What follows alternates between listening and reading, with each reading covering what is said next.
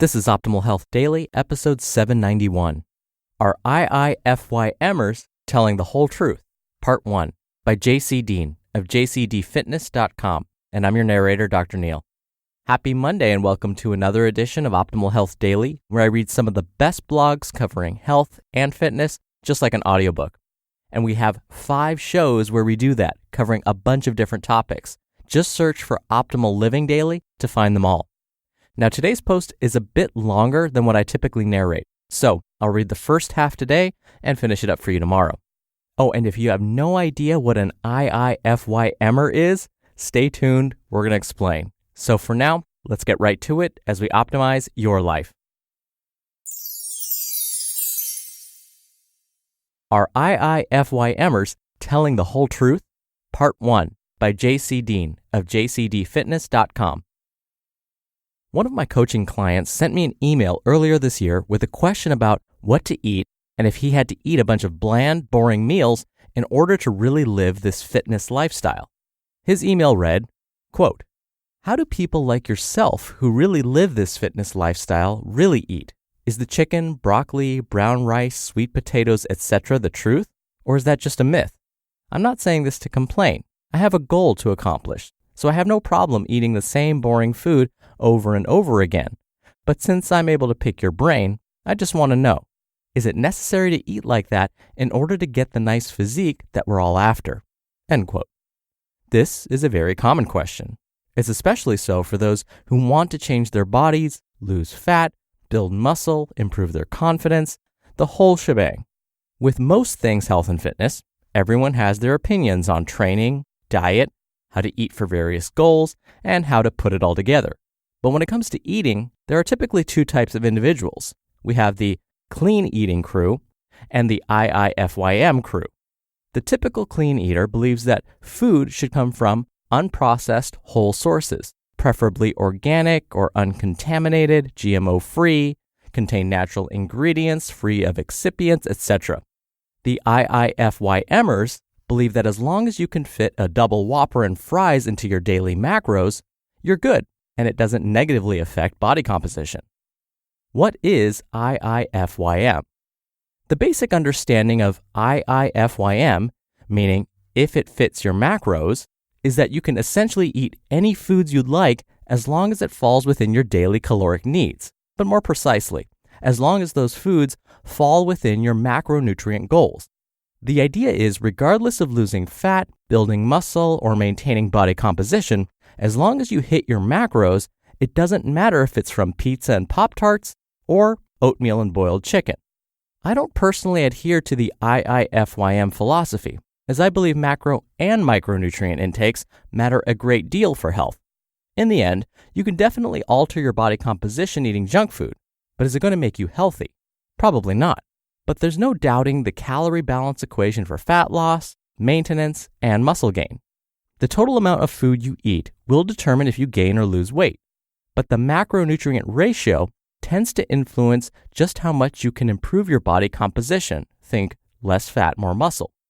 I'm not here to argue clean eating over IIFYM. Everyone has their own opinion, and that's totally cool. What I'll do today is reveal to you one reality of most IIFYM style diets. Just because you see a basket of greasy fries or a stack of pancakes on Instagram tagged with hashtag IIFYM, it doesn't mean you're getting the whole truth about what people are actually eating a majority of the time. It's just one meal. Most don't go around posting their breakfast of 0% Fage Greek yogurt and melon slices, or they skip out on showing their regular daily serving of oatmeal and egg whites. Instead, they wait until they have that high-fat, high-sugar meal, take 20 pics to get the perfect angle, add a filter, and tag it to eternity. To the average person wanting to modify their diet and lose some fat in a healthy way, this can seem super promising at first. Instantly, thoughts like these arise. Quote, "If these fit and healthy people can get ripped on high-calorie meals, why can't I do the same?" Or, "This person seemingly eats whatever they want, so this has to be the perfect diet." But for many, it can be an opposite thought, like, "Gosh, I wish I could get away with that. My metabolism just can't take it. I'm doomed to eat boring meals forever." Social media is not a true representation of reality. Social media is highly filtered. People only share what they want to.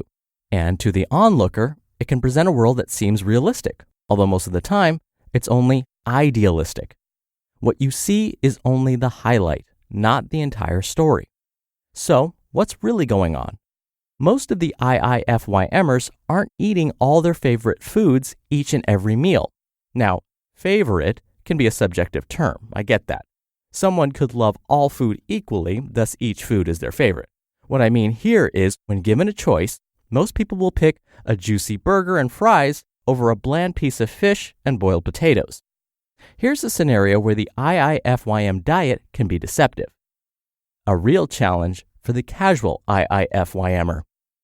Let's take a look at the nutritional info from Burger King's Whopper hamburger.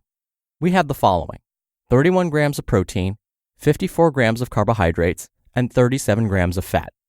When you do the math, we have almost 700 calories. For a large, active man, this is a decently sized meal. For a smaller woman, this could be a big chunk, think almost half, of her daily calorie intake, depending on her goals, her weight, etc. To give this some more perspective, we'll use a real-life example. Hear that on tomorrow's episode. You just listened to part 1 of the post titled, "Are IIFYMers Telling the Whole Truth?" by JC Deen of JCDFitness.com. Dr. Neil here for my commentary. I have a friend who's really active on social media, but he came to me one day with a realization. He told me how frustrated he was comparing himself and his current life to others on social media.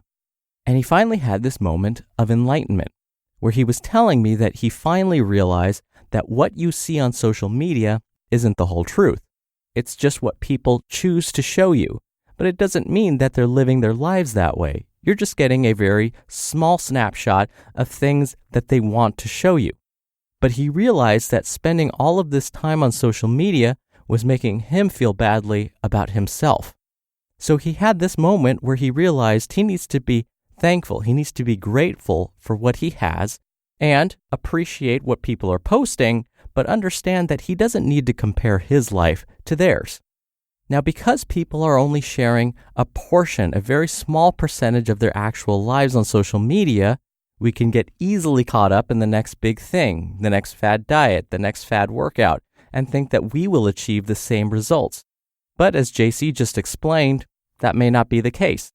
There are actually cases, and you can find this on many news media outlets, stories where personal trainers will show before and after pics of themselves, but really, it's just them that very same day. What they'll do is they'll pooch out their stomach in the before shots, they'll have a beard, they'll make sure their hair is totally unkempt, and then for the after shot, they'll shave their head, they'll apply different lighting, usually overhead lighting, which makes the body look bigger.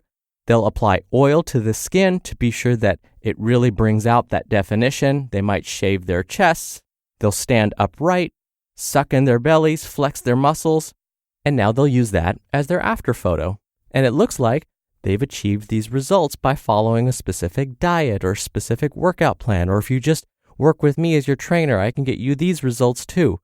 But it's all a fabrication. I'm not saying that that's every single case that you see on social media, but of course we need to be smarter consumers. We need to be aware that this does happen.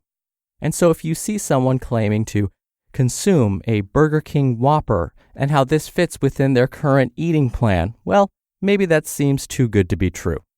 All right, that'll do it for today. Thank you for being here. Thank you for listening every day. I'll be back here tomorrow to finish up this post, so I'll see you there where your optimal life awaits.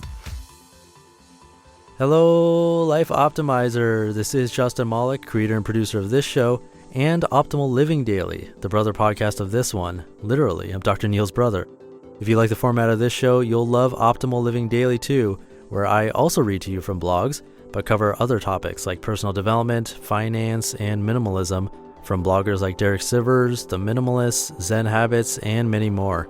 So for more amazing content read to you for free, come subscribe to Optimal Living Daily too, and together we'll optimize your life.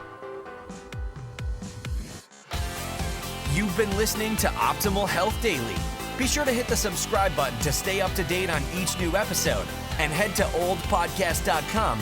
That's oldpodcast.com for a free gift, as well as more actionable tips and resources to help you maximize your potential. Thanks for joining us, and remember, your optimal life awaits.